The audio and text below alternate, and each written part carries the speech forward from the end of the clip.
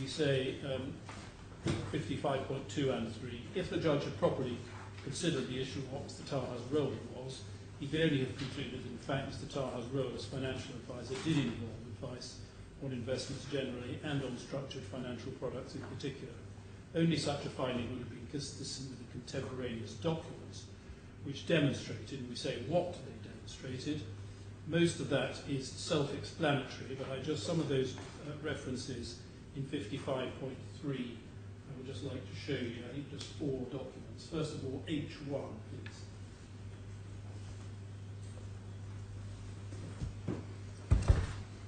H1 at 110, tab 110.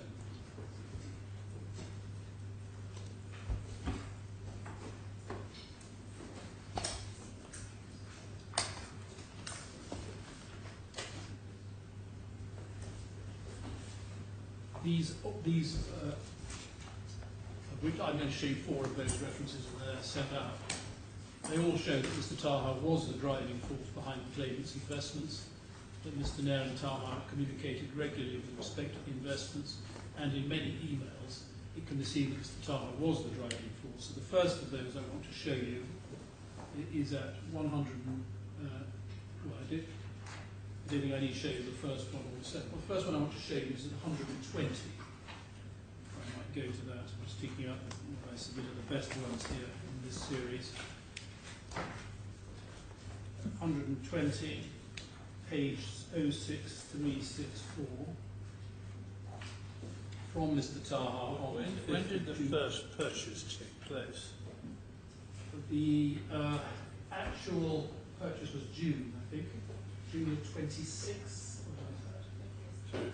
That was when the final account was opened and the actual deal went through.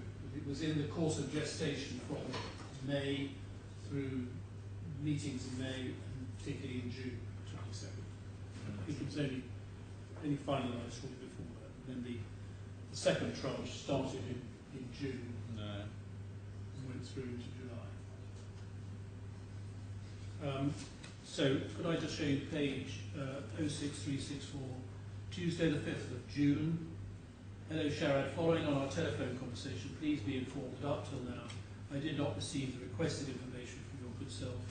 Again, you are kindly requested to send as soon as possible the following numerical example using the same equation mentioned in the product, the form of the product in which we will sign for both Mr. Rafed and his mother, clear definition of the capital protection to be presented to Mr. Rafed, state exactly that what are the expected proceeds from the liquidation before or after at the maturity. I've shown you certain other documents already.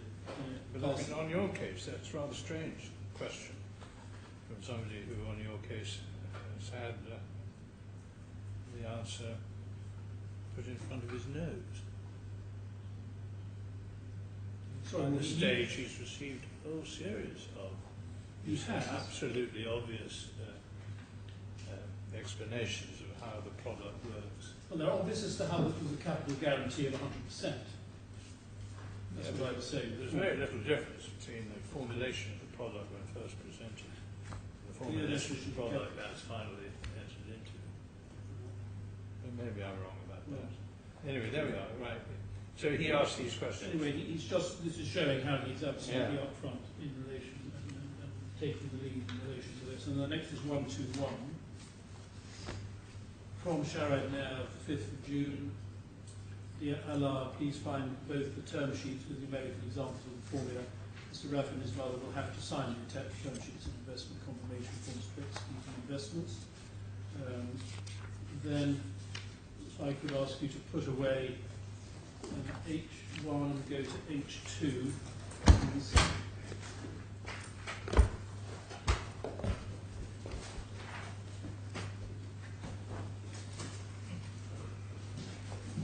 H2, tab 145.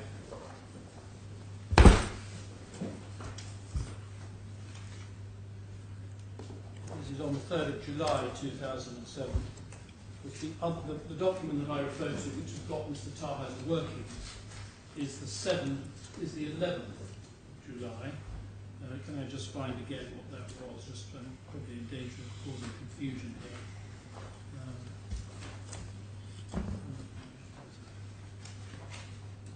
my junior is looking for that, so we just have that in mind. I'll show you this one, which is slightly before that. Addressed to Mr. Alia by Mr. Taha. Thank you so much for your generous and warm welcome. It was a very viable meeting with you and your great team. We have agreed upon, attached with this email, the personal financial position of Mr. Rafed al-Khorafi, including all the detailed information, with a comment on every amount. In this regard, something still stressing on not to link between the extension of the portfolio of 180 million and the personal loan to Mr. Rafed of 40 million, and the bridge loan of 10 million as Mr. Rafed receives a confirmation on these deals from Mr. Sharad in their meeting in London, so he doesn't expect any changes. As I've mentioned to your good part in the meeting, Mr. Rafed is willing to invest with you an additional amount of 180 million at the beginning of 2008, as he believes you are capable to manage his personal wealth in very good manner and deal with you based on the fact that you will cooperate with him as much as you can as a professional bank. Finally, you are kindly requested to provide us with a written proposal in the final meeting of the next Wednesday to be submitted to Mr. Rafed in the nearest future to take this approval. Appreciate your cooperation with this. And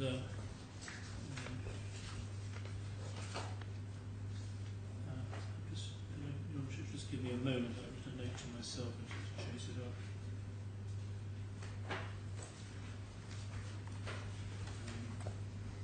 Yes. No, 147 was the document we looked at before. I believe. It's got the two case studies in it.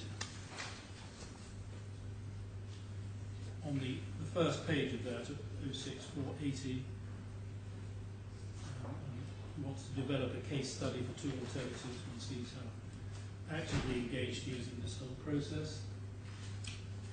And then the last document I want to show you out of those in 5531 is in H3, tab 187.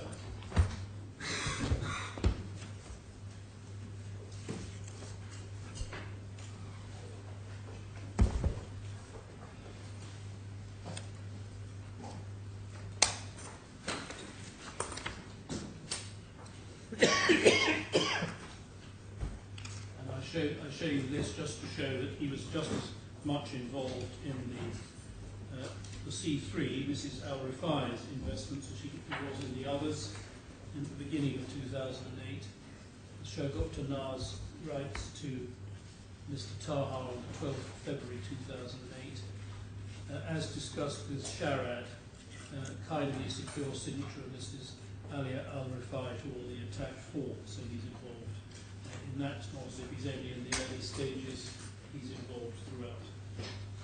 And, I adopt but won't cite all the other matters that I set out in paragraph 55 of the skeleton in support of our case in relation to Mr. Taha. And with that, my lord, I propose... He wasn't at the June meeting, was he? He was not at the June meeting. He was at the July meeting. He was also sent to the derivatives course. Yes, I'm not suggesting he was a derivatives specialist. Not put it that high. But indeed, his analysis, the document we just looked at a few minutes ago, is incomprehensible to you. Well, there's one line of it I don't understand. To be fair. Okay. Now, sorry, we're going now? Well, that is, I think, all I want to say on the fact appeal. And so I can come to the client point. Can I just ask, I'm very conscious, I don't want to use your time with this a bit more. Two quick questions. One, what was the position on disclosure with regard to minutes or notes of the meeting in April and June in particular? They were asked for, I assume. I'm sure they were. And I'm sure we said and the answer was there are none. Yeah. Yeah. Was Mr. Walia, I don't know, Walia asked why there was no note of either meeting? In cross-examination? Yes. Well, we'll come to that, no doubt. That's basically what it is. We'll see that, no doubt. No, Second, a slightly different point. You've shown us the two versions of the Annex 1 and 1A to the contract, one of which has the manuscript entries. The judge has made some findings about the conclusion of the contract and indeed has dealt with claims advanced in contract. Which contract? Perhaps I haven't answered that question very clearly. Which of the versions of the Annex AGCD, whatever it's called, is regarded as part of the contract? Well, I'm not sure the judge looked at it that way. I think he Seems to me of some importance. because he's accepted that in, for instance, we come to this, which we'll do a bit later, we come to the clean version, if I call it that, of Annex 1, that didn't have anything in it. It did nevertheless have their signature, Yeah. and he accepts that that was contractually binding signature, which bound him, That is the contract. even though whether the tick was there or not. Well, as I understand, common ground the tick was not there. Whether it was or not, he still thought it was a contract. Right. It says that they were bound by their signature to the terms of what was in the rest of Annex 1, particularly subparagraphs 7 and 11. Quite. Well, that's an important question. Yeah. Okay. So I don't think he looked at it on the the basis. contract does not include the manuscript entries. Well, I wouldn't put it that way, but I don't know. Just asking. I would say it was it's just as much a contract whether that's there or not doesn't make it any more or less a contract. No, all I'm trying to identify what is the written contract. Anyway, there we are. So some interest in me. No, but what I will bear that in mind. I think that we'll come back to that more Okay. once. Right, sorry, now you're going on to client. I'm going on to client. It's a change of gear. Yeah. Can I just say this, Paul? I'm doing my best on time, but I'm going. No, but I have a point to make. I may struggle to quite finish in my 12 hours, but Mr. Malik has very kindly told me that he may not need his 7 or 8 or 9. He's got. Well, all right. You can have Demarriage and Dispatch if you want. That's all I'm asking. I'm still going to try and get through in the 12. Okay. But there's no question of any lengthening of the appellant's submissions as a whole. Whatever deal the parties are able to do without my intervention is fine with me. But obviously, if you thought I was wasting time, you wouldn't No, be terribly, suggestion. wouldn't be conducive to that. But I'm not going to abuse that kind offer from my own friend. So, it may be that I will now speed up sufficiently. I hope I will. Now, the client point is in some ways unremarkable, in some ways remarkable. It's unremarkable insofar as the judge makes findings of breaches of the regulatory rules, because although we say he was wrong, that this isn't the main gravamen of the point, nor does it of itself take the matter very far. What is really remarkable is the consequence that the judge draws from the failure to comply with the regulatory rules on our part, because he says that effectively means that the contract is illegal. There was no contract, there should have been no deal, there should have been no dealings, and that therefore there should be effectively a restitution of all sums paid back to the claimants that they have lost automatically. Now we say that that is a very remarkable finding and is far too dramatic. And we will cite to the court a recent, very similar case in England where there were very similar failings of a procedural nature. I'm not talking about suitability requirement here at all, but nevertheless the claims failed. And can I just focus on the particular paragraphs of the judgment which I'm saying are, I'm attacking now at this part of my submission. The first one will be paragraph 261.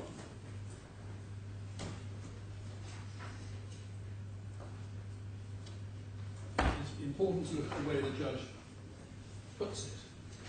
He says in 261, It follows from the findings that I have made that I accept the submission advanced on behalf of the claimants that none of Mr. Khorafi, Mrs. Hamad and Mrs. Rifai could properly have been accepted by Sarasin-Alpen's clients under the court rules. I reject the contention advanced on behalf of Sarasin-Alpen at paragraph 34.2 of their opening that it acted fully in accordance with the court provisions in characterising the claimants as clients. I conclude that Sarasin-Alpen failed to carry out any or sufficient investigation in order to satisfy themselves. So that's a finding that we didn't do the job properly. And it also contains with it in the second and third lines, could not properly have been accepted. But that's only one of, I think, 4 relevant paragraphs on this point. Second, they say at 262, given that, as I have held, Bank Sarasin-Alpen did not take the steps necessary to determine whether the requirements in COD 3.2.2 or 3.2.2.2, whichever were applicable in the circumstances, were satisfied, each of Mr. Khorafi, Mrs. Hamad and Mrs. Rifai ought to have been treated as retail customers for the purposes of the COD rules. It follows that Sarasin was not permitted under the DFSA rules to conduct investment business on their behalf or in behalf of any of them. So that's the second stage, effectively, in his reasoning. If I move on to 3.2.4, where he's dealing with contract, just to get this paragraph. 3.2.4. This is under the contractual head, but nevertheless it's relevant to this point. He says this, and maybe to your lordship's contract point. On their face, the AGBCs signed by Mr. Khorafi, Mrs. Hamad and Mrs. Rifai were contracts between those persons and Bank Sarasin-Alpen to ensure compliance with the applicable legislation and rules of the DIFC, as appears in the introductory paragraphs to those documents. Each was said to comprise a client agreement for the purposes of the conduct of business module.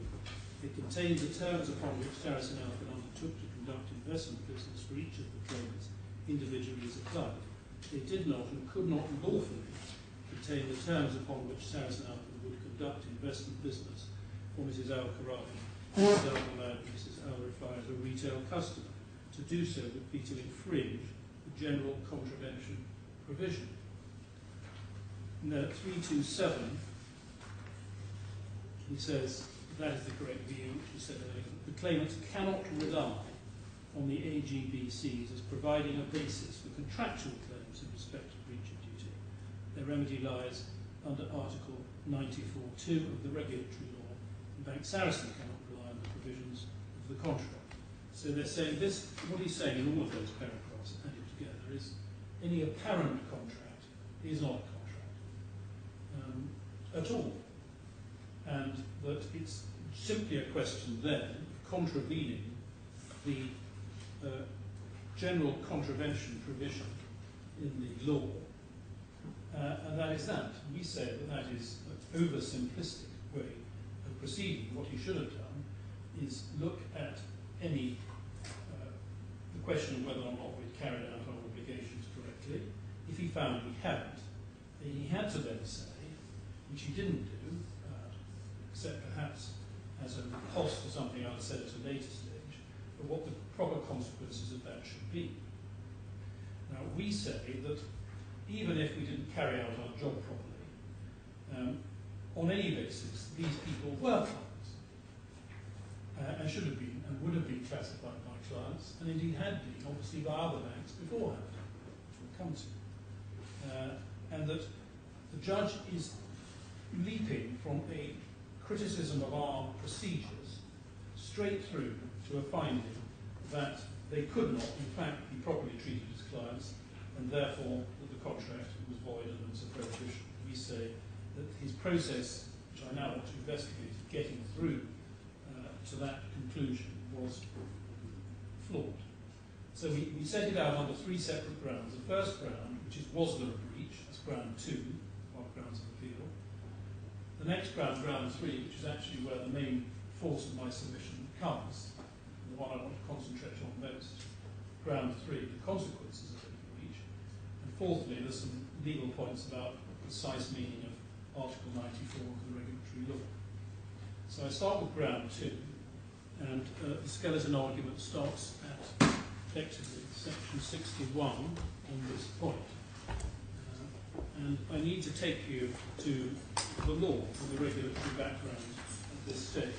So could I ask the court to take up on G2?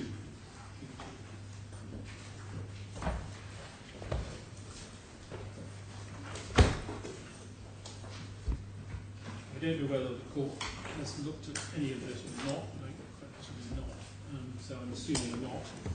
I'm going to slow down. No, I think we've obviously read the references in the judgment and the skeleton. Yes. And, So we first look at G2, tab 85,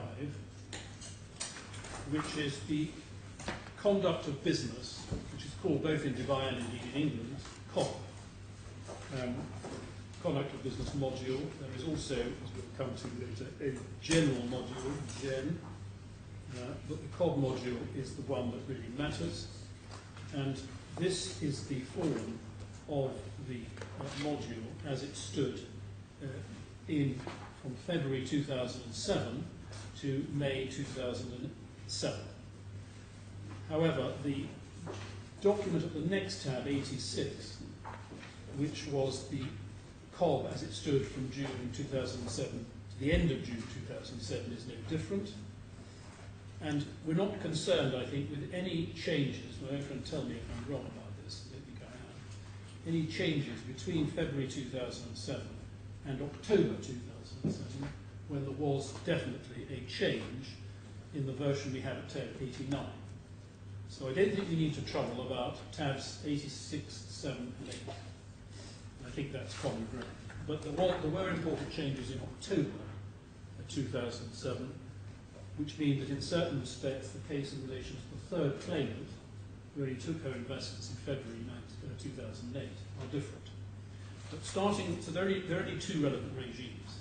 The first regime, if your lordships would look at page 04854 in the middle of the bottom of the page, you have the heading Investment Business and Banking Business, and 3/4 of the way down the page, the heading Client, 3.2.2.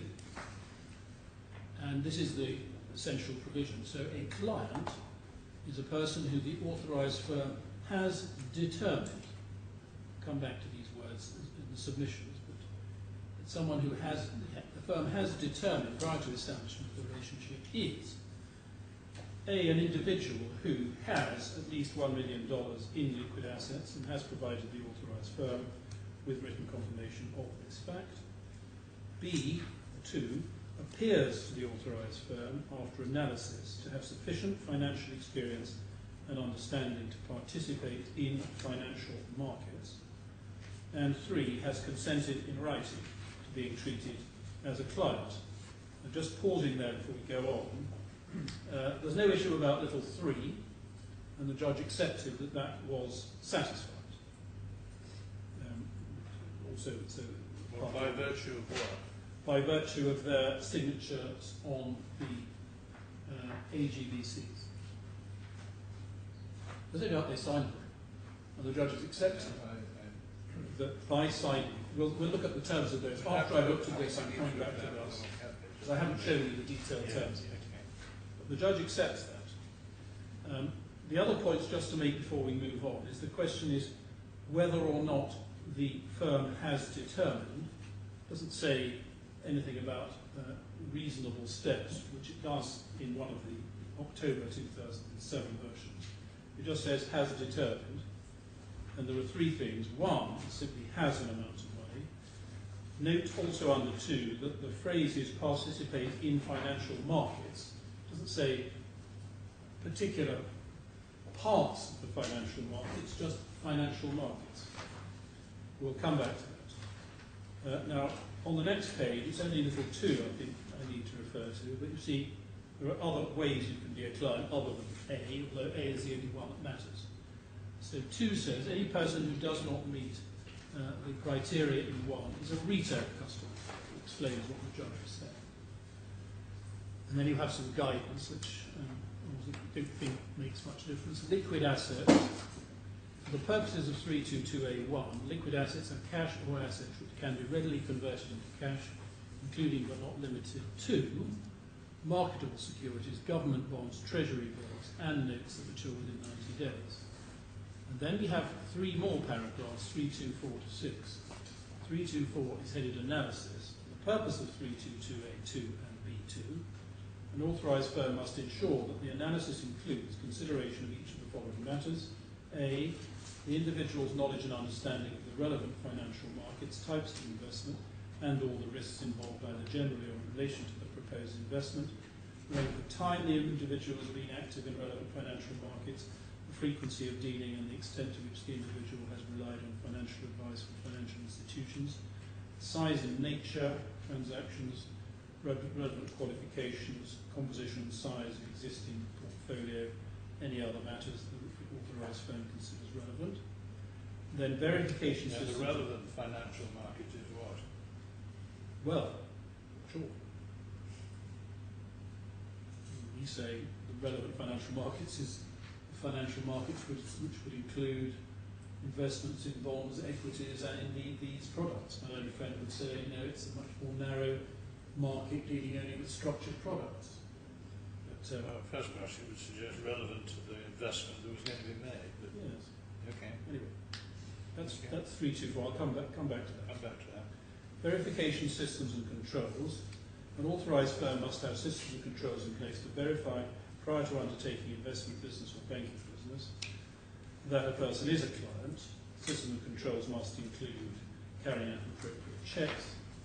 If the person is an individual, those systems and controls must also include obtaining sufficient information to conduct the analysis under 324. And then there's record keeping. I won't read the detail of that. Now, although we are alleged to have been in breach, we are not alleged to have been in breach of 325 or 326 in any pleading, although quite a lot of criticism has been directed. There is no pleaded case, never has been. And this is one reason why certain discovery applications were not acceded to by the judge. That may or may not matter. Now that's the rule as it stood until October 2007. Can I now ask you to go in this bundle to tab 89 of the last to see what changes came in at that stage, page 05315. Subjected to, a client is a person who the authorised firm has determined prior to the establishment of the relationship is an individual who, so far it's the same, has at least 1 million in liquid assets, appears to the authorised firm after analysis of sufficient financial experience and understanding to participate in the financial markets, and has consented, so it's in the same terms as it was in before so far.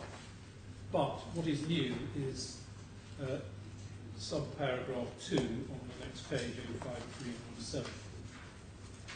It now says this: for the purpose only of giving advice of the kind specified in B, or the making of arrangements of the case specified in B1 and then B2, the client is the person who appears to the authorised firm on reasonable grounds, those words only coming in this context, to be an individual who has at least 1 million in liquid assets or an undertaking. In other words, the requirement to have experience in 3221A2 is not present for that person. It's only, I don't think the undertaking matters. So there is only an asset requirement, liquid asset requirement. There is not an experience requirement for such a person. Now, what then is the advice of the kind specified in B1 or the making arrangements as specified in B2? It is, as B says, B1, the advice is limited to generic advice as defined under Gen 211, etc. And I'm not going to deal at the moment with what is generic advice, but we'll come to that in due course. It's enough to know, for present purpose, that if it was generic advice, then that would trigger this lower requirement, though there are need for reasonable grounds on this occasion, assets but not experience. And the other is the two. The arrangements are defined by Gen 29 while the limited the making of a refer. I don't believe that's relevant. I don't believe my own friend relies on it. Somebody he does. I don't think he does. Any person who does not meet the criteria 1 and 2 is a retail customer. Now, this is relevant just to lay down the mark for now. We'll come to it a little bit later on. For Mrs. Rifai, the third claimant, we say the only advice that she got or was ever going to get would be generic advice.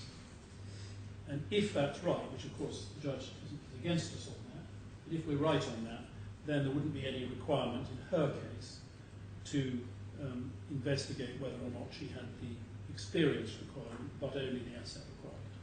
So that is the difference. And we still have 3, 2, 3, 4, 5, and 6, which are in much the same terms as before. So that's the main difference.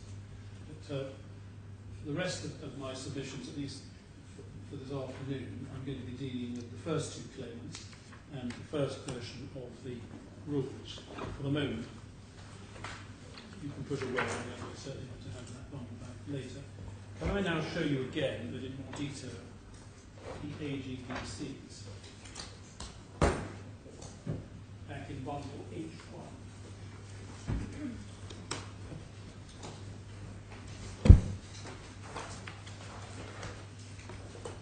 Now, as my learned friend has said, we have 121, tab 121. We have the two versions for both claimants, I think. The clean versions.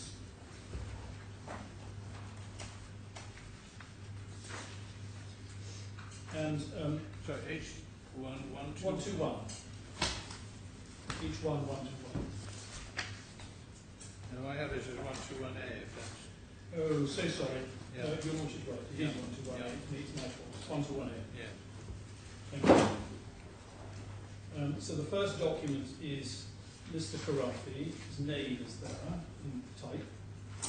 And so it's common ground that the manuscript in the name of the client is a Khorafi camp amendment. I don't think it's common ground, no. Ah. Is it? Maybe it is. Maybe it is the common ground. Yes, I think correct.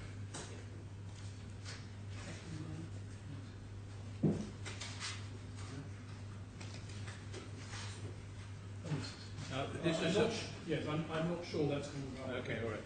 This is a prescribed form, is it, in the rules? Or is this invented by... It's not prescribed by the DFSA. Ah. So it's a form of... It's a form which is prepared in order to Sarasin-Alpen. secure compliance with the DFSA. But it's not actually prescribed by the DFSA. So it's a defendant document. It's a defendant document. Right. We need to spend a little bit of time on this, I think, now. Thanks. So before we look at the text of it, you see it does have Mr. Khorafi's signature at the end of Annex 1, which is not disputed. I think there's this point about the date, but we'll put that on the side. I don't think much there's a date, there's a signature of his just by the arrow. So what page? No, sorry, I've lost the page. Page 8 of this document. 06375-0. I got it now. Right. It's not at the end of the document, is it? No, because it's Annex 1A comes off. Right. It's all one document. It's all one document. It comes to an end. The number in the right-hand corner is 523, page 10. And then you have Mrs. Hamad's document coming immediately after it, which is, for these purposes, essential. But I'm not sure, there is a bit of a squiggle on the first page, and I can't remember what the evidence is about that. I'm sure it matters a lot. There is no such squiggle on Mrs. Hamad's document at page 11. I don't think anything turns on it. But yes, this is, Annex 1 is signed by... Well, yeah, it's only possible pertinence is that it perhaps gives some support to the proposition that the typed or inserted name was there when it was sent. Well, I'm not sure one can take much from that one. All right, okay. You remember Mr. Wire says they didn't have a typewriter, and there we are. But I don't think that really much matters. really don't think it matters. What matters is that there is no doubt at all that Mr. Khorafi returned the document. But I mean, this document must be stored in an electronic form every time they have a client. Was it still in electronic form?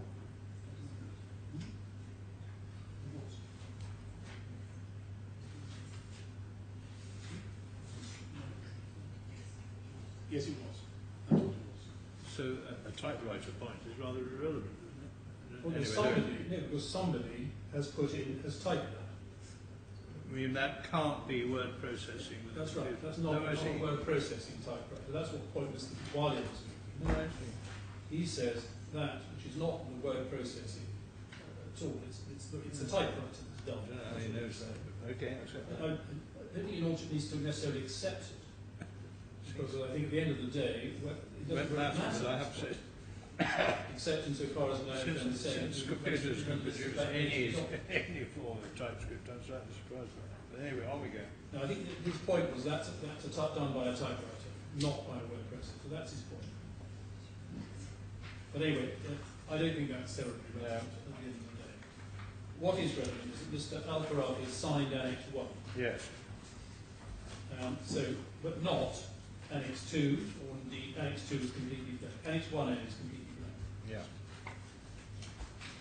So can I now go and look at the document in a bit more detail?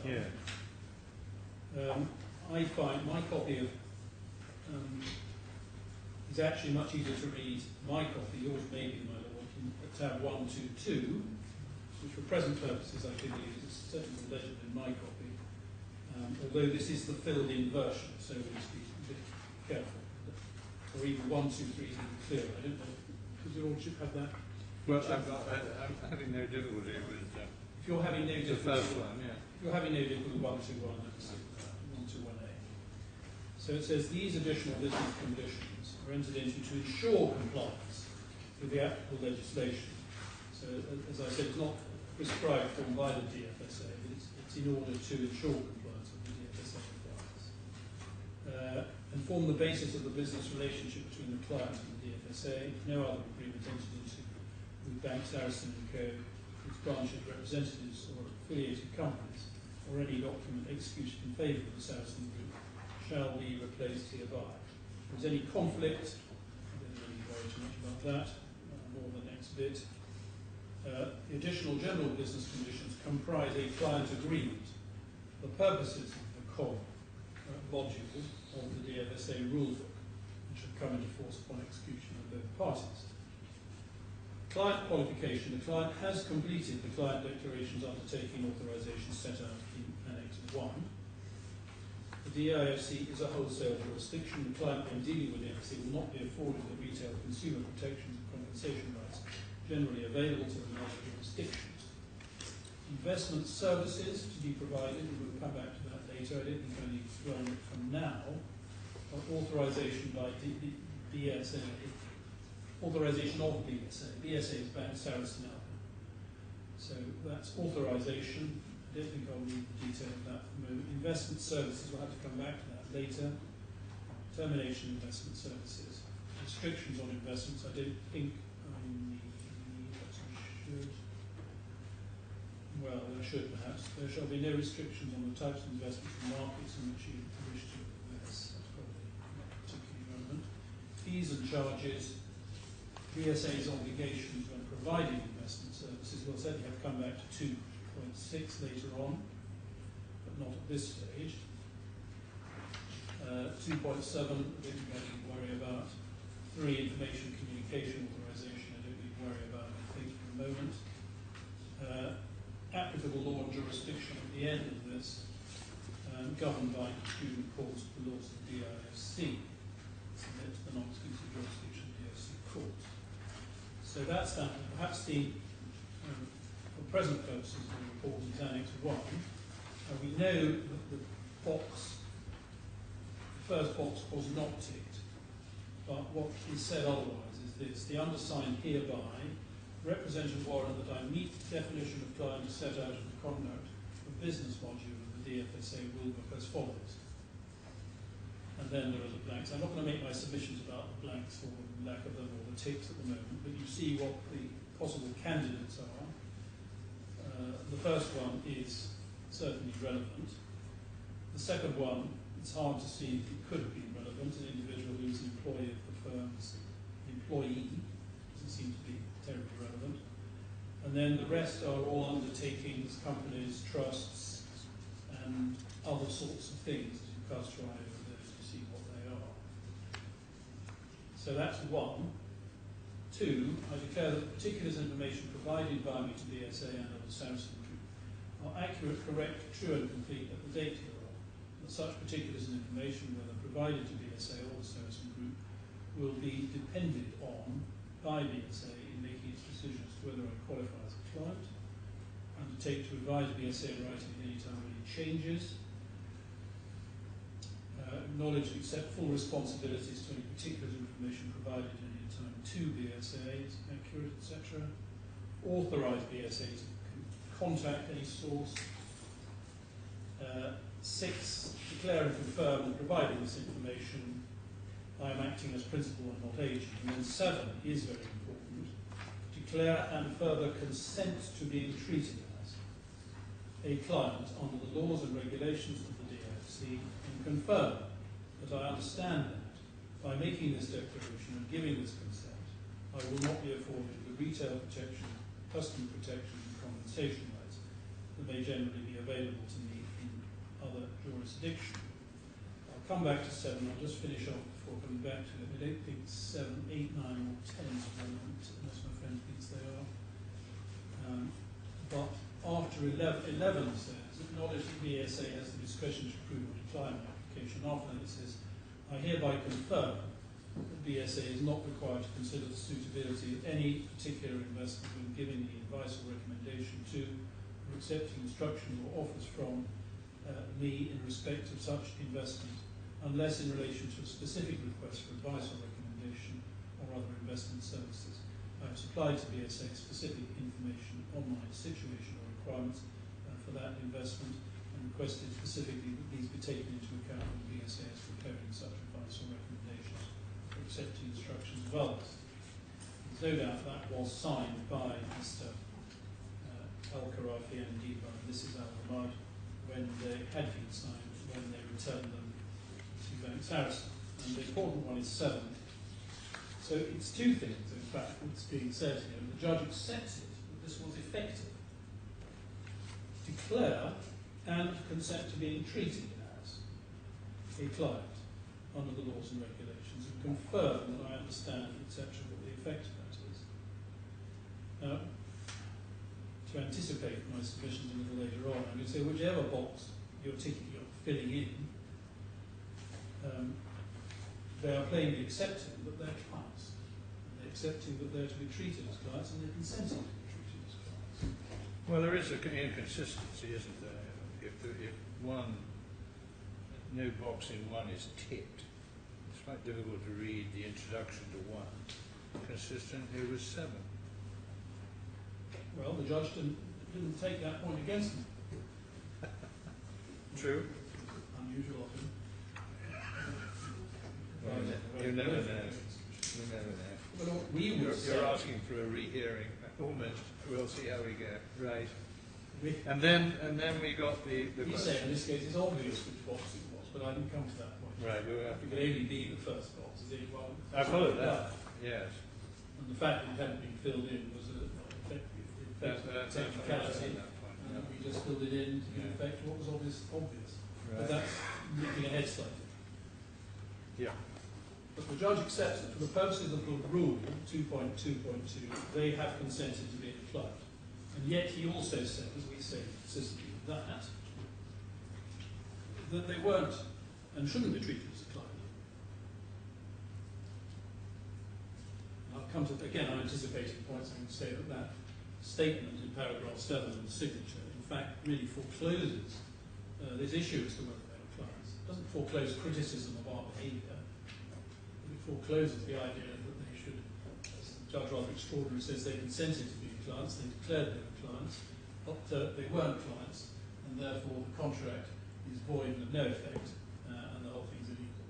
suppose a case where, on the facts, the signatory is not a client, but nonetheless he signs.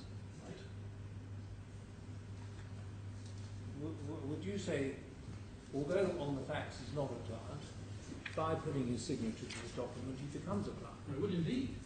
This is the whole point of the Springwell case and the line of authority that follows from that. Well, this is your contractual stop. Yes. Because I was the losing counsel in Springwell, and I argued there that it's all very well this contractual estoppel business, but if both parties know it's not true, and you are effectively declaring something that's true, it's not true, particularly in that case, the bank carried on and did give advice, and we did rely on their recommendations. Somehow that would override the document. The court said, no. You can agree to a state of affairs which isn't true, because you are agreeing to it for purposes of your contract. So it's perfectly open for somebody to say, I would submit, well, I may or may not have $1 million. I may have only 800,000, but I don't care. I want to be treated as a client. I'm happy to be treated as a client. I understand the consequences of that, unless you can say misrepresentation or undue influence or something like that. That's the deal I'm prepared to enter into. But if one of the purposes of the rule is to protect potential clients from themselves by requiring the authorised firm itself to vouch that the conditions for being a client exist, then if those steps have not been taken, one might think, well, even though there's been a signature, the signatory is not a client, because he hasn't been vouched to being a client as required by the rule. Your Lordship reminds me of my own arguments. I mean, these were similar arguments that were on there in Springwell, where, okay, we didn't have a retail client, but there were still obligations that banks had to enter into to their customers, unless they excluded them. I submit that it would be a misconstruction of the rules to say that the DFSA is seeking to protect people who have readily agreed, without misrepresentation or undue influence or anything like that, have readily agreed to be clients, want to do business at the DFSA, know what it means to be a client or not a client, prepared to say, yeah, I'm a client. Why do they need further protection just because the DFSA has said, perfectly rightly and understandably, that it's the duty of the bank to carry out checks, or carry out procedures, whatever they are, to determine the matter? It seems, with respect, to be a very strange result if you can have people who have enormous amounts of money and enormous amounts of experience, but who haven't been checked out by the bank in the way that, as your Lordship says, the rule requires. They can, in a sense, take advantage of something that totally contradicts what they've said in their own declaration, to then be able to complain. They, in fact, were wrongly designated as clients. Can they say they were wrongly designated as clients when they agreed that they were, in the clear knowledge, it's not suggested they didn't have knowledge, of exactly what they were doing? But it is clearly a consumer protection provision. Yeah. These requirements of wealth and wisdom and consent are all directed preventing the inexperienced poor man getting involved in the market. Yes. Yeah. Someone who's... So, but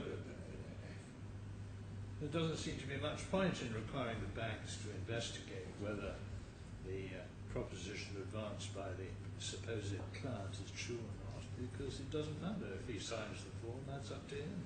But of course, as we saw in Rule 2.2.2, what it actually says, the crucial Rule 2.2.2 says that it's somebody whom the bank has determined. There's no reference in that rule to reasonable grounds. There is the Rule 2.4, which involves an assumption that there will be an analysis. But the actually vital Rule 2.2.2 simply says that the bank must determine that they are a client in one or other. And this the client form was is consent. intended to assist, if not to conclude the obligation on the part of this organisation, to undertake that task. I mean, that's what the whole point of Annex 1 and Annex 1A, isn't it? But they don't only consent to being a client, they agree that they are a client.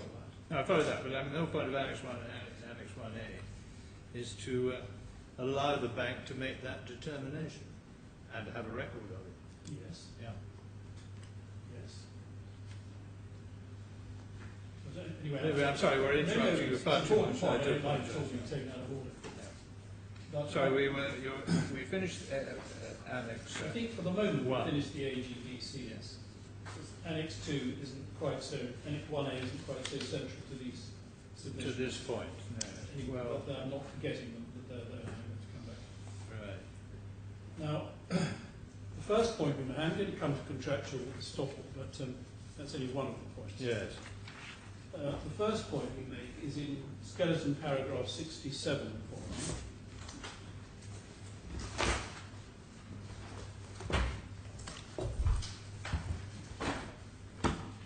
The judge's principal point, as I read him, on this part of the case, is that he held that the first defendant could not rely on Annex 1, paragraph 1, or on Annex 1A.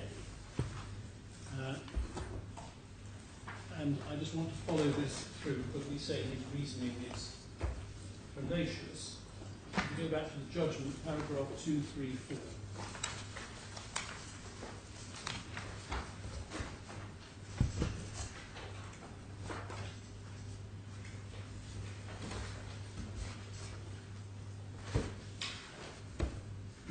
Now he says at 234, I should just say there's a very helpful table which we haven't really put in the judgment at 232, where he sets out in readily understandable type form what is in Yes. the three Annex 1As, which otherwise is very difficult to read. It's all manuscript. It's very difficult to just for your Lordship's guidance. That's a very helpful table. Yes.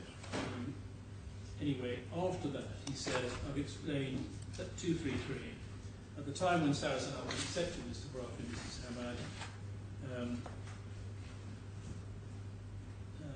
as clients, COB Rule 3221A defined the client being an individual as a person who the authorised firm had determined prior to the establishment of the relationship had at least £1 million in liquid assets. It provided the authorised firm with written confirmation of that fact. Appeared to the authorised firm after analysis to have sufficient financial experience and had consented in writing to be treated as a client. The client who didn't meet these was a retail customer. And then he says, on the evidence before the court, Sarasin-Alpen cannot rely on paragraph 1 of Annex 1 or on Annex 1A of the AGVCs in order to establish that it determined before accepting Mr. Al-Khorafi or Mrs. Al-Hamad as a client, that the criteria set out in COB 32221A had been met. The AGVC signed by Mr. Al-Khorafi and Mrs. Al-Hamad, in the form in which those documents returned, contained no confirmation that either Mr. Al-Khorafi or Mrs. Al-Hamad had at least £1 million in liquid assets, and contained no information on the basis on which it could be determined that either of them had sufficient financial experience and understanding to participate in financial markets. The AGVCs contain no such confirmation or information because neither of them had ticked the first of any of the boxes and neither of them had answered the questions posed in Annex 1A. So that's the first. And then just get the whole of this and then comment on it. In 235, he says, neither can Bank Saracen rely on paragraph 1 signed by Mrs. Al-Rifai. So that's Mrs. Al-Rifai, mutatis mutandis said, I think. 236, as I've explained, COB Rule 325, I think he doesn't mean quite that, I think it's 2.2.5, anyway, not 3. Required that Sarasin-Alpen have systems and controls in place to verify matters. And then, 6 lines down further, as I've also explained, COB 3.2.6 requires that Sarasin-Alpen keep records of the verification process, including any documents which evidence the client's status, particularly the analysis undertaken, the reasons why the firm determined that the individual qualified as a client, and his or her consent to be treated as a client. Again, Annex 1 and 1A are plainly intended to be documents which could be relied upon as records which evidence both the client's status and his or her consent to be treated as a client. What then is the position where, as I have held, Sarasin-Alpen cannot rely on the first paragraph of Annex 1 or the answers at 1A? So he poses that question, and then he then sets out submissions and comes to his answer at 242. It can be seen that, in advancing the submission set out above, Sarasin-Alpen seeks to rely on the declarations in paragraph 1 of Annex 1, and perhaps on the answer to question 5 in Annex 1A, of the AGBC signed by Mr. Abdel and Mrs. Hamad. Further, in advancing the submission set out in subparagraph 3A, Sarasin-Alpen seeks to rely, in part at least, on answers given to questions in Annex 1A of these AGBCs. For the reasons I've explained, I felt it's not open to Bank Sarasin-Alpen to rely on paragraph 1 of Annex 1 or on Annex 1A. I reject the submission made on behalf of Sarasin-Alpen that the fact that, as I've held, neither Mr. Al-Khorafi nor Mrs. Al-Hamad ticked any of the boxes under paragraph 1 of Annex 1 as irrelevant. In particular, I do not accept the submission that on any view she was declaring by Annex 1 that he was a client by one of the definitions of client contained in COB. I'll come back to that in a moment, and he finds that against me. True analysis is that in the circumstances that the signatory ticked none of the boxes, he or she cannot be taken to have made any declaration under that paragraph 1. The position is the same insofar as Sarasin-Alpen seeks to rely on the declaration, paragraph 1 of Annex 1 of the AGBCs, in advancing the submission set out in 4 of the previous paragraphs. So the judge seems to be saying this: we can't rely on paragraph 1 of Annex A, although he does accept we can rely on paragraph 7 of Annex 1. And we say, I'll just deal with that first, is a curious and wrong conclusion. We'll get back to it. 1A of Bundle H1. So there's no, he doesn't explain why we can't rely on it, he just says it several times.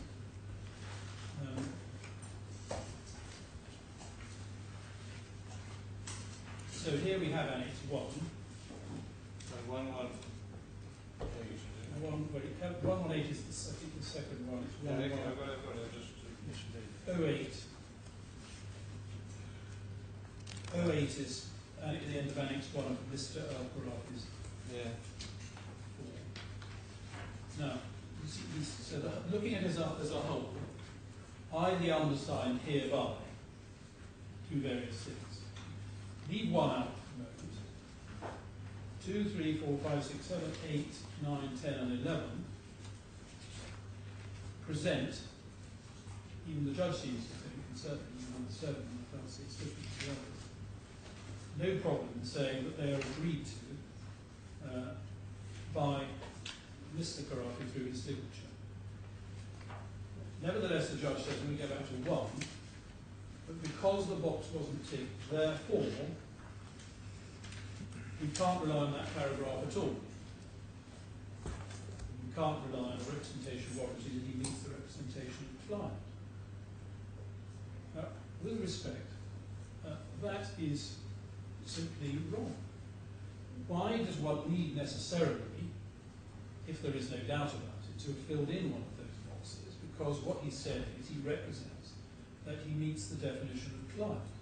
He is a client. It does say, please tick the appropriate box, and no doubt that should have been done. But there was only one box that he could possibly have ticked, which would possibly apply to him, because none of the others can possibly apply. So here he is saying, surely, as he's saying in paragraphs 2 to 11, I represent a warrant, I meet the definition of client. Okay, I haven't actually bothered to put a tick in, so the only place where the tick might go, But does that render the whole thing void and utterly of no effect, as the judge would say? Does that mean that by some process I don't fully understand, we can't rely on it? We say that that's not right. This is it should have been filled out. It was Mr. Khorafi who decided not to fill it out. When we got it, we ticked the only box that could make any sense.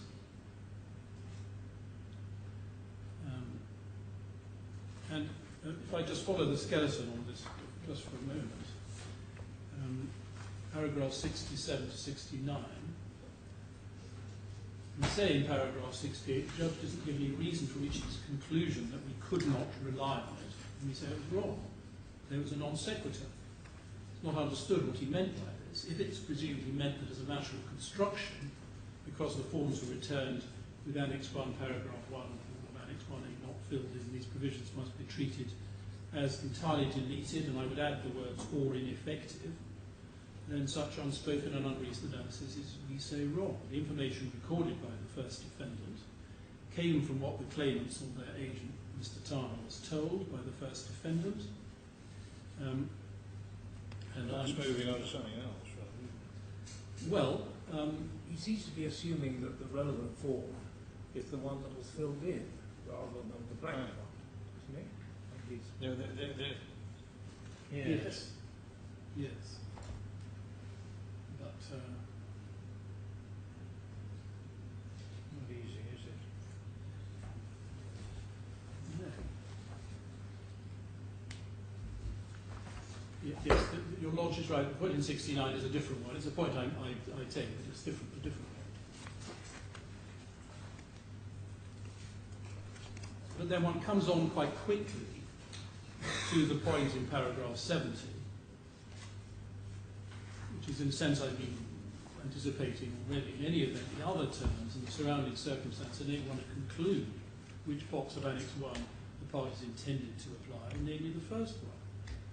I mean, what if someone stood by Mr. Khorafi's shoulder when he signs this, and he says, well, I'm agreeing to be treated as a client. I declare that I am a client, but I haven't filled in one of these boxes. Which box applies to me? It would be obvious. He said, of course, it's the first one. Only the first was capable of being applicable to the claimants. There was only one other box that concerned individuals, and that was employees. Other than that, I don't think one gains anything from looking at the case of Liverpool and Walton. I wasn't going to take you to that, but the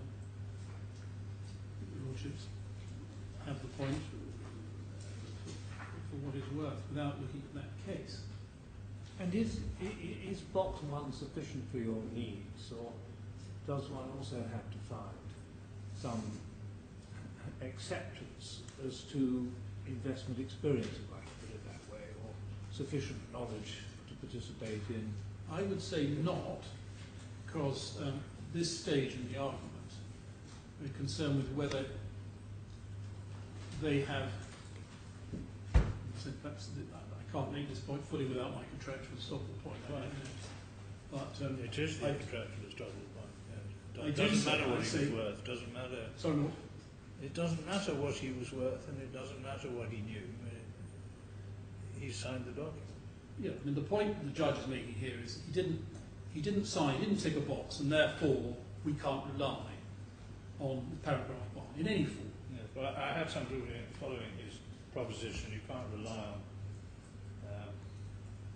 the box area, but you can rely on paragraph 7. Well, that's I right. find it slightly difficult.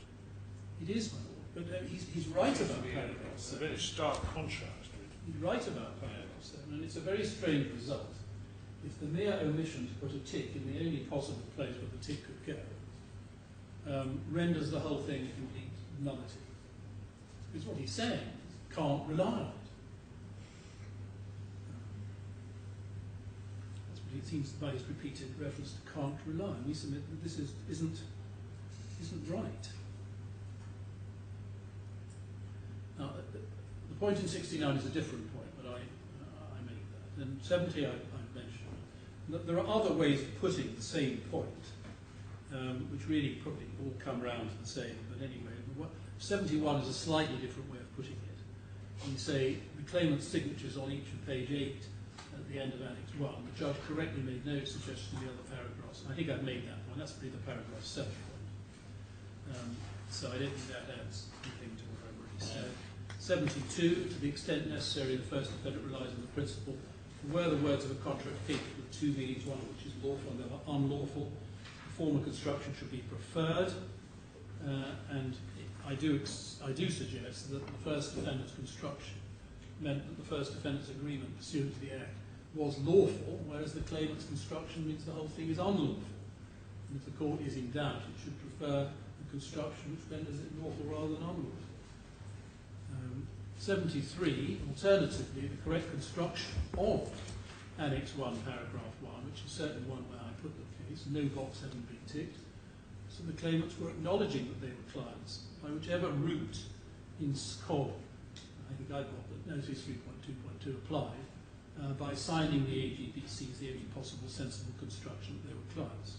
And that is the point that the judge in the passage I read out, paragraph 242, I read that, he rejected that specifically. So we say this could not rely is not an answer. We say we could rely on the whole of the AGPCs, and we can certainly rely, even in the first version, unfolded by us thereafter, to the extent that we need to for present purposes. So I think I've developed that point as far as it will go. Well, given that he accepts paragraph 7, all this seems a bit by the by. Yes. Yeah? Well, can I then say a bit more about contractual estoppels? Yeah. Can I, maybe there may be slight cross purposes on this point about paragraph 7, my lord. What the judge was accepting is that paragraph 7 qualified as consent, which is the separate requirement under the rules. That was what, that's, I think it's 242 of the judgment. I'll have to look at the thanks for that. 242 of the judgment. Yes. So the rules have the three requirements. He's not warranting he is a client, but accepting He's consent, exactly. Exactly. Yeah, but That's what the judge is saying. That doesn't help at all, because what the judge is saying is that Rule 7, paragraph 7, is effective. And his signature is effective as a matter of... Yeah, I'm not disputing that at all. There's nothing between us. I just what you're saying, but I'm sorry, you must let me make my submission if you make yours in due course. Anyway, thank you for the That doesn't help, my lord. Doesn't help. If I got this right, that although you've made your submission that properly construed, box 1 is to be taken to a big tick, that you don't need to go that far for your contract estoppel point. I don't think I do for that. And if your contractual estoppel point is good, well then that wraps everything up. It does.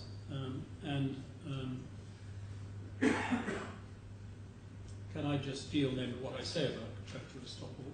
Some of them, your lordships will, I'm sure, be very familiar with the Springwell case. But can I just cite 2 paragraphs of it, if I might?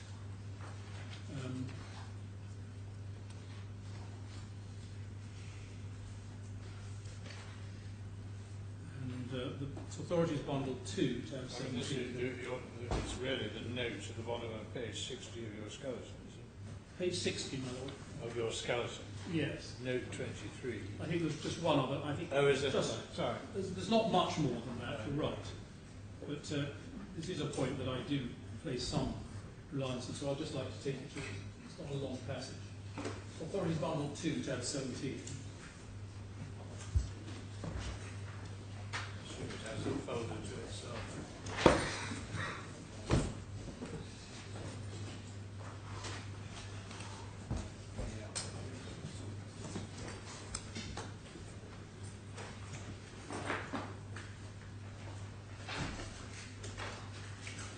And I think all I need is paragraphs 142 and 143. As your lordship says, I have set it out. Most I've set out 143, I think, in the file. But can I just have a little bit? Yeah, paragraph 142 to 144. 142. I relied on a case called Low and Lombard, which some of us grew up on, which Justice Diplock said, well, if you represent to a party something that isn't true, and you don't rely on it, then you can't rely on a clause like this. So I said that the decision in Low and Lombard applied to section 6C. Therefore, a statement in a contract with one party acknowledges certain past facts, known by both parties to be false, because of this assumption CNSI have made representations, cannot be converted into a contractual obligation upon A that he will do or not do acts in the future on the footing of that acknowledgement. Before this is Lord Justice 80s, before I examine Low and Lombard and subsequent cases, I will try and analyse the matter in principle. If A and B enter into a contract, unless there is some principle of law or statute to the contrary, they're entitled to agree what they like. Unless Low and Lombard is authority to the contrary, there is no legal principle that states that parties cannot agree to assume that a certain state of affairs is the case at the time the contract is concluded or has been so in the past, even if that is not the case, so that the contract is made upon the basis that the present or past facts are as stated and agreed by the parties. It is, after all, common in marine insurance contracts for insured to warrant that a certain state of affairs existed in the past and is still existing at the time the insurance contract is concluded or will continue. For example, the nationality of a ship wasn't as British or that a ship wasn't as in-class with their classification society. Ship owner may know that these things are not the case. Insurer may have suspicions that they're not the case. The parties agree that for the purposes of the insurance contract, the facts warranted by the insured are as he has stated them to be. The conclusive evidence clause in the sale contract, it is that a report on, for example, the amount or condition of commodity sold under a contract between A and B shall be conclusive evidence that the matter stated in the report is to the same effect. The parties are agreeing that the statements in the report shall be the case for the purposes of the contract of sale. The parties cannot go behind this agreement. So in principle, and all this depending on the precise construction of contractual wording, so that's a valuable caveat, I would say that A and B can agree that A has made no pre-contract representations to B about the quality or nature of the financial instrument that A is selling to B. Should it make any difference that both A and B know at and before making the contract that A did in fact make representations, so that the statement that A had not is contrary to what each side knows is the case? Apart from the remarks of Mr. Justice Diplock, as there was in Low and Lombard, Mr. Brindle did not show us any case that might support the proposition that parties cannot agree that X is the case, even if both know that it is not. I'm unaware of any legal principle to that effect. The only possible exception might be if the particular agreement between A and B on certain state of affairs concern contradicts some other specific or general rule of English public policy. Like Lord Justice Morpick in the PK case, I see commercial utility in such clauses being enforceable, so the parties know precisely what basis they're entering into their contractual relationship. Standing back from this, and Lord will also be concerned about how the DFSA looks at this and how the DISC policy should be applied. My Lord Sir David Steers suggested to me, well, what about the customer protection element here? And obviously that's a very valid question. But we say that there is no reason why the DIFC or the DFSA, or whatever, should not be perfectly happy to allow the business in this jurisdiction to be conducted on behalf of people who come here and are very happy, with full knowledge and no misrepresentation or undue influence, to be treated as and regard themselves as clients, even if they're not, or even if were their assets looked at in greater detail, it would turn out that they didn't quite make it to $1 million. If the client is happy to say, I don't care about that, I'm a client, I want to be a client, I want to do business here. I'm a big boy, I can look after myself. I'm not yet a retail client, because that's, if you are actually classified as a retail client, then all sorts of protections come in. You're at the earliest stage, you might be a retail client, you might be a client.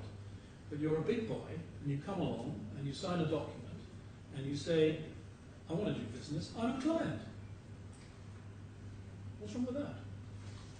Why should the court still say, oh, well, We're worried about the consumer protection angle here, because this person, who may or may not be, in fact, worth a great deal of money and have lots of experience, should somehow be able to get out of this.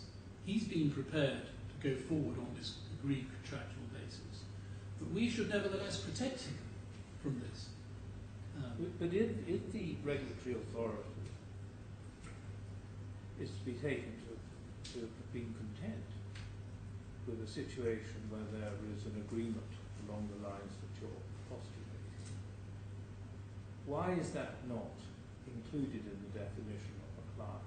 But instead, you have these vouching requirements, and in addition, that the individual must signify his consent to being a client by a signature to that effect, confirming that that's the situation. Isn't a court entitled to conclude that the purpose of these rules is to afford a measure of protection? So that there may be a case, for instance, where you have a gung-ho individual who, as far as he's concerned, he's not bothered by this or that. He's prepared to sign up to a representation that he is a client, and he's very foolish. And to some extent, the purpose of these provisions is to give some protection to the foolish gung-ho investor. I certainly would not accept that you can read that into 322, but in any event, I say, as my own friend makes this point, he says the difference between merely consenting and agreeing.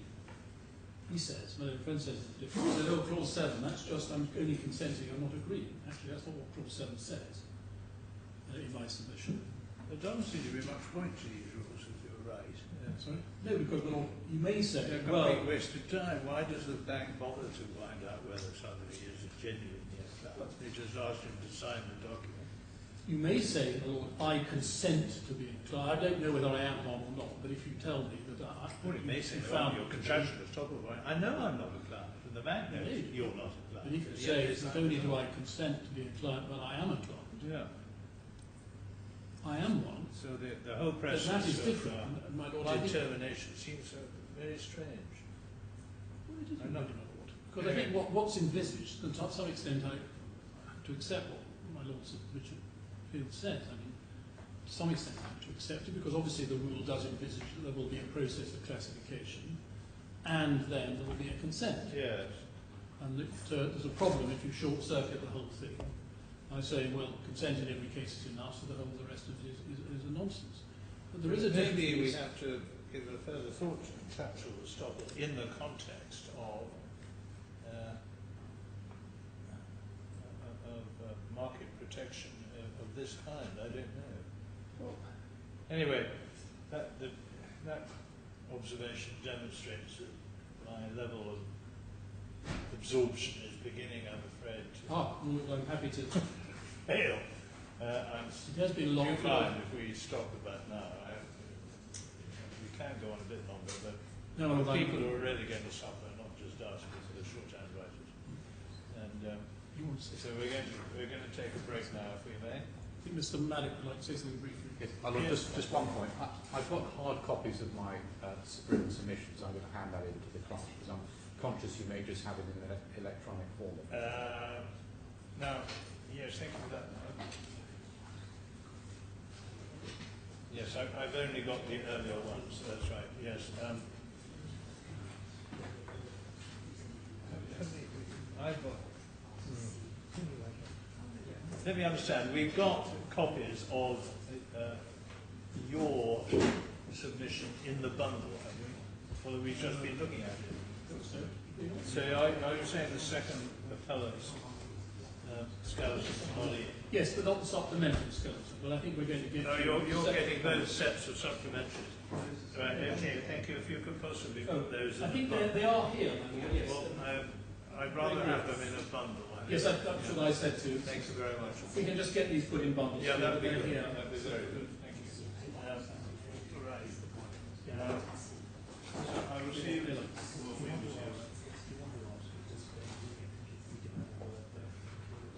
Yes. Can we just add this? I was unwise enough actually to add up the number of pages of skeleton argument, both below and here, that we've been asked to read. The figure is now 750 pages.